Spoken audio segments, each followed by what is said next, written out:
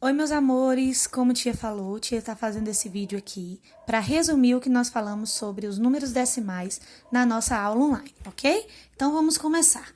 Hoje, nós vamos resumir aqui um pouquinho do que nós falamos na aula presencial lá na escola, né? Sobre os números decimais.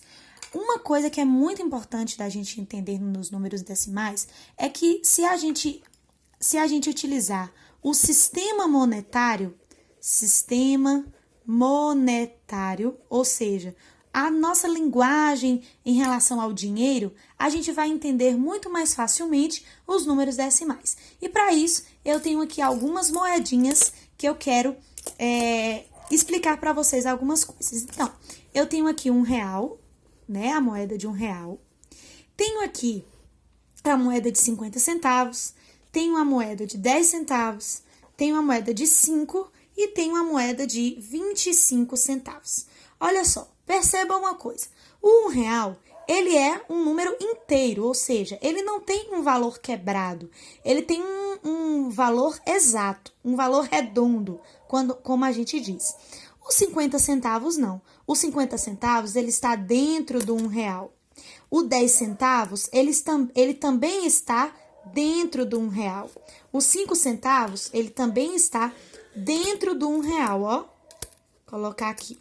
E o 25 também está dentro do R$1, ou seja, ele é uma partezinha do R$1, ok? Por isso, a gente diz que tanto o 25, como o 5, como o 10 e como 50 centavos, eles são partes decimais do R$1, ok?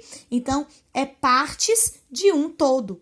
Então, se a gente pudesse representar em números decimais o 25 centavos, seria assim, ó, 0,25. Por que zero aqui? Porque não tem nenhuma parte inteira, ok? Ó, não tem parte inteira, beleza? Os 5 centavos, como é que seria a representação? Seria 0,05. O 5, ele estaria bem longe da vírgula, porque é o valor bem pequenininho do R$1, ok? Se a gente fosse representar 10 centavos, seria 0,10 centavos, beleza? E os 50 centavos seria 0,50 centavos, ok? Para isso, nós nos lembramos a partir de agora de algo que a gente viu lá na nossa sala, que sabe o que foi? Foi o entendimento, mudar de página, foi o entendimento do que é décimo, o que é centésimo e o que é milésimo. Nós falamos na nossa aula que nós precisamos, para entender, deduzir as palavras, ou seja, a gente vai tentar lembrar de algumas palavras quando a gente lê aqui. O que você lembra quando você lê décimo? Você lembra de 10, ok? O que você lembra quando você lembra de centésimo? De 100. E o que você lembra quando você lê milésimo? 1000, beleza? Ok? Olha, os números decimais, ele tem tanto a parte inteira como a parte decimal. Então, a gente vai utilizar a seguinte ideia aqui. O 10 tem quantos zeros? Um zero só, ok? Fica com isso aqui em sua cabeça. 100 tem 2 zeros, não é 2 zeros? São 2 zeros, o 100 tem, né? 2 zeros. Ele possui 2 zeros. E o milésimo, ele possui 3 zeros, ok? Então, agora nós vamos utilizar essa quantidade de zeros para dizer quantas casas vai ter depois da minha vírgula. Se tem um zero só, vai ter uma casa depois da vírgula, ok? Uma casa depois da vírgula. Se tiver 2 zeros, vai ter 2 casas depois da vírgula, beleza?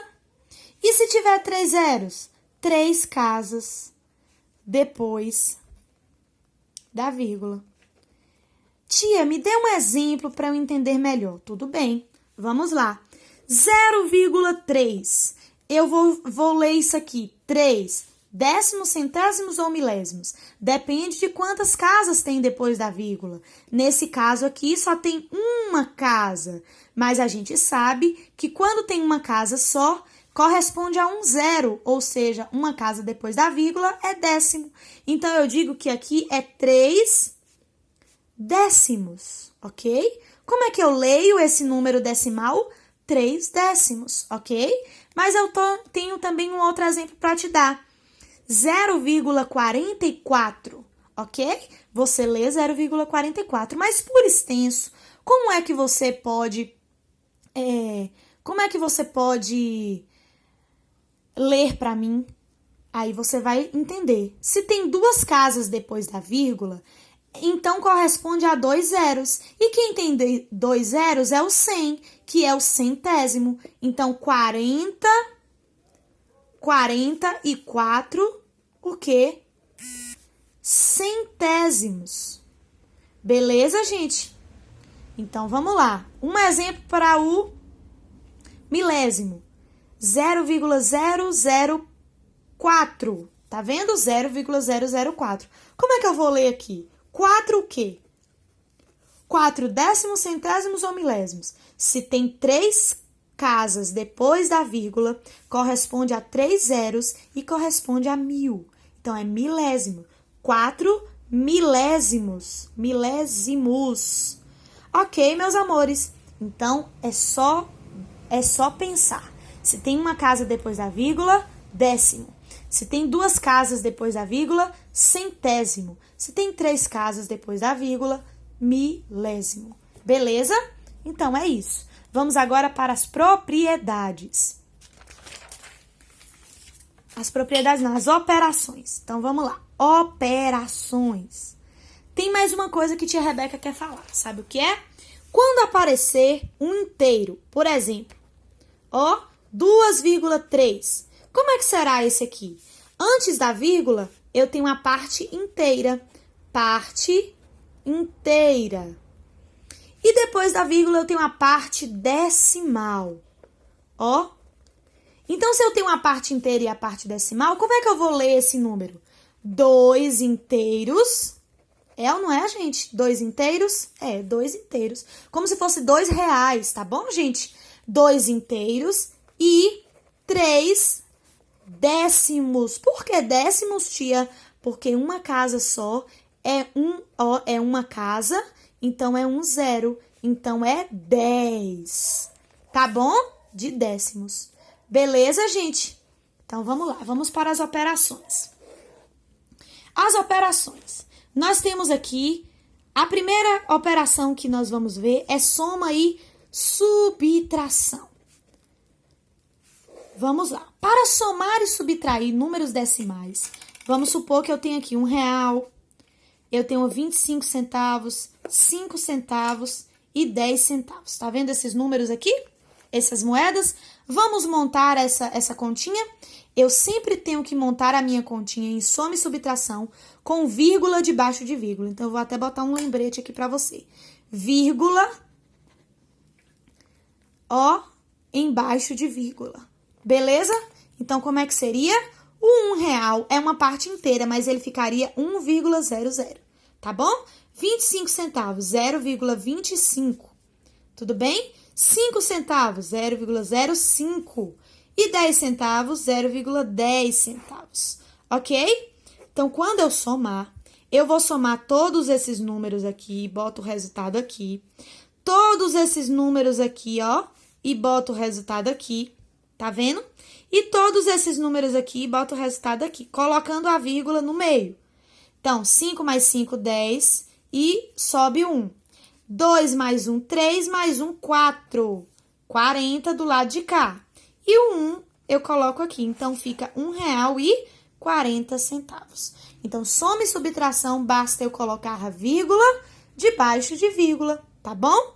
Então, vamos agora para a operação de hoje que nós aprendemos de novidade, que foi a multiplicação. Multiplicação com números decimais. Beleza, meus amores? Olha só. Como é que você fazia uma multiplicação antes? Por exemplo, você tinha 12 vezes 4. Como é que você fazia? Você pegava esse 2, multiplicava pelo 4 e botava o resultado aqui, não era? Pronto. Você pegava o 1, multiplicava por 4 e botava o resultado aqui, não era? Pronto. Então, 12 vezes 4, como é que fica? Como é que fica o 12 vezes 4? 2 vezes 4, 8. 1 vezes 4, 4. Então, fica 48. A multiplicação com números decimais é a mesma coisa. Você vai multiplicar normalmente. Só que no final, você vai contar as vírgulas. Então, vamos lá. Olha como é que será.